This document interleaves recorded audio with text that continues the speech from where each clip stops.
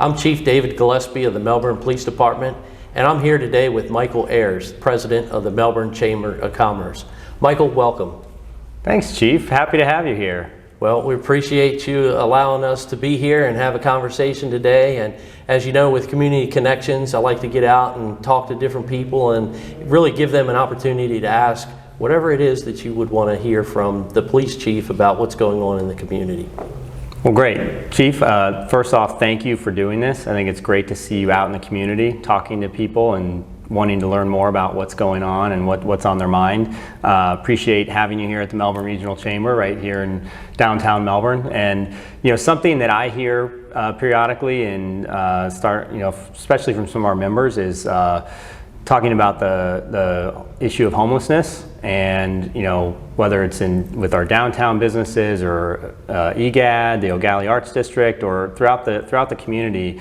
As we start to see some of a rise in that and it become a more prominent issue, how does your police force respond to calls, and what are you doing in the community to help connect the homeless population with services that may be available to kind of help alleviate that issue for the community?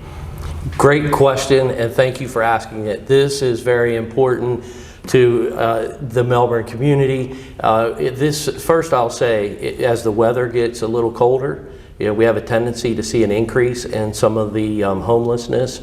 We also have panhandlers that we deal with. We receive a number of complaints from the community, and we try to jump on those as quick as we can. Downtown Melbourne, in the businesses, we are out in the evenings. We want to make sure that people are not around the businesses at night. We've had problems with a number of different issues with the homeless. So what we do is we try to address those issues, one, as they come up, but two, proactively, and three, we work with NGOs or non-governmental organizations to be able to work with them with some of the resources that they provide. So with the Brevard Sharing Center, Streets to Home, we have developed a work group with the police department at the direction of the city manager. Shannon Lewis has really helped us and directed us to work together, us being the police department, with other city departments and then other agencies within the community to help place people in homes that don't want to be homeless.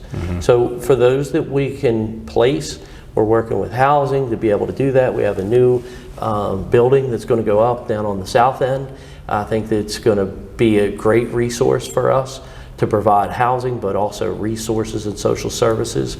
But we know that it's about 25% of our calls right now are for homeless related issues. Wow. And so this issue is paramount, not just to the police department, but the entire community. So we recognize that, and we are working very hard with our partners in the community to be able to provide a variety of resources, because we want people to feel safe.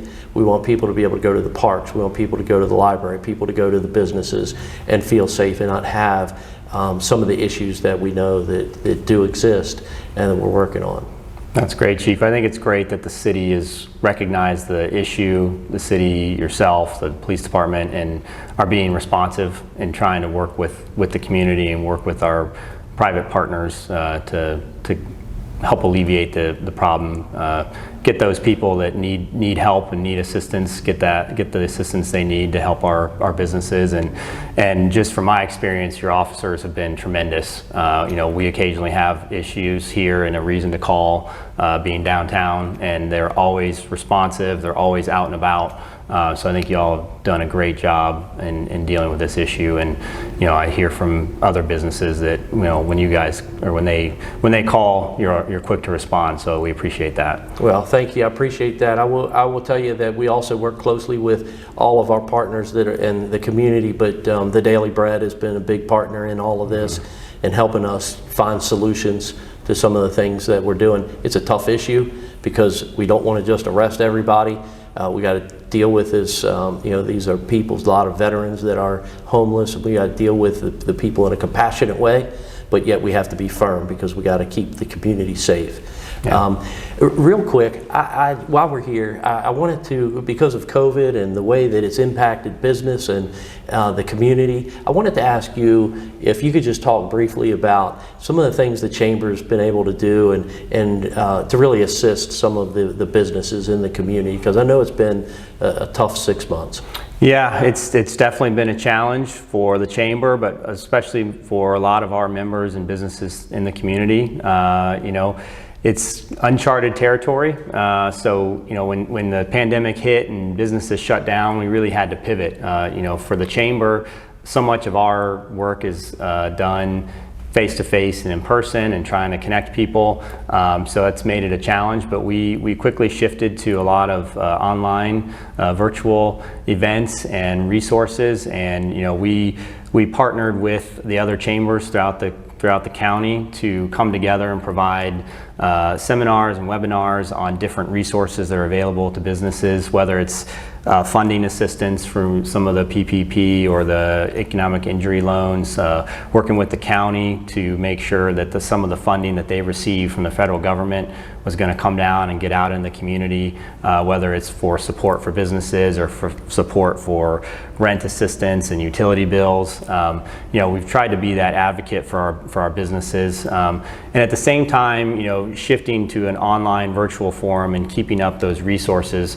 Something that we've also tried to stay involved in is advocacy, and we feel like that's a cornerstone of the Melbourne Regional Chamber, and we want to be involved on policy issues. And we had a couple successes on the ballot Tuesday with the Brevard Public Schools half-cent sales tax extension. That got approved overwhelmingly, nearly 70%. And also the City of Melbourne had their ad valorem tax abatement, which is a critical economic development tool to attract and retain businesses and jobs and capital investment, and that passed with almost the same margin. So the Melbourne Chamber Board of Directors unanimously supported both of those referendums, and we were advocating for the passage, and we were thrilled to see the community respond positively. And those are both issues that are critical for our business community and the future of our community. So we're even though we're not having as many face-to-face events, and our office is open by appointment still, so we're not out in the community as much, but we're still working really hard behind the scenes, working hard for our members and our businesses to try and connect them to the resources, whether it's where to get the best PPE for their business and how to reopen safely, and following the different guidelines as states, as the state reopens, and then trying to get customers back in. We also spent a little bit of money on we partnered with the city and the airport and Melbourne Main Street and EGAD to do the Melbourne Back in Business when we first reopened. So we were proud to be a part of that, and it was a great partnership with all of those entities.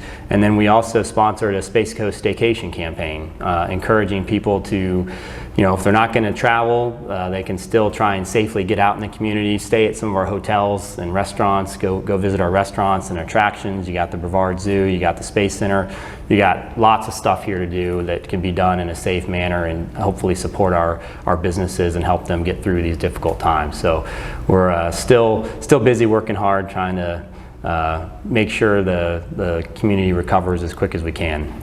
Yeah, well, I appreciate your leadership in that regard. There's a number of different things that we've had to do differently, and you're always out there at the events, you're at council, advocating for important changes and things that promote the business. And you're right, Melbourne, we're back in business, so certainly go out and support your local business. Well, thank you very much. I appreciate you being here today, and it's great to have you here, and look forward to continuing to work with you. Thanks, Chief. Appreciate your time and appreciate the conversation.